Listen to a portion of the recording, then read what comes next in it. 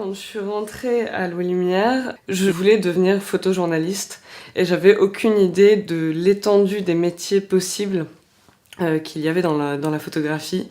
Et du coup, ça a été un peu une révélation et je me suis dit, mais en fait, photojournaliste, c'est pas tellement ce qui m'intéresse le plus. Ça m'a vraiment beaucoup apporté parce que c'était vraiment pluridisciplinaire. Le côté très scientifique de la sensitométrie et le côté très artistique, enfin, voilà, très axé sur l'expression de quelque chose. Je pense ce qui m'a le plus marqué dans les cours à Louis Lumière, c'est les cours de procédés anciens et de la beau argentique noir et blanc, donc avec Jean-Paul Gandolfo. J'ai adoré, ça m'a appris énormément de choses, c'était captivant, passionnant, plein de découvertes.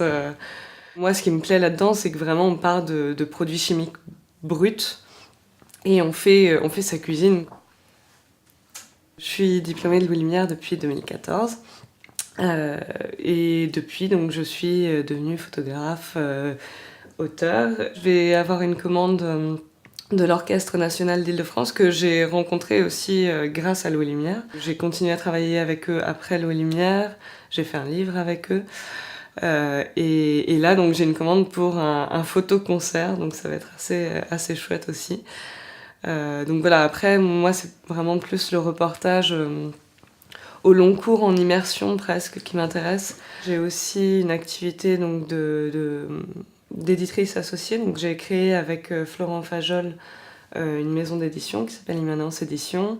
On édite des portfolios de photographes ou d'artistes, donc en édition très limitée et avec des tirages donc au Palladium, donc c'est un procédé ancien, ou Chromo Palladium aussi. Et c'est des tirages assez précieux. Donc voilà, j'ai ces deux activités-là, elles viennent s'ajouter une activité de tireur vraiment. Donc là, j'ai plusieurs photographes qui me passent commande pour des tirages avec tel ou tel procédé.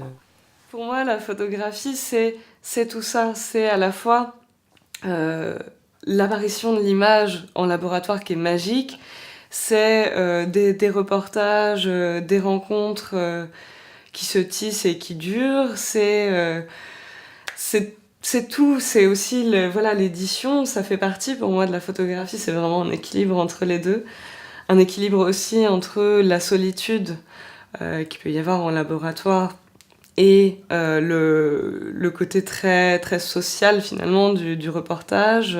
Et donc voilà, du coup j'ai trouvé cet équilibre, j'essaye de le préserver.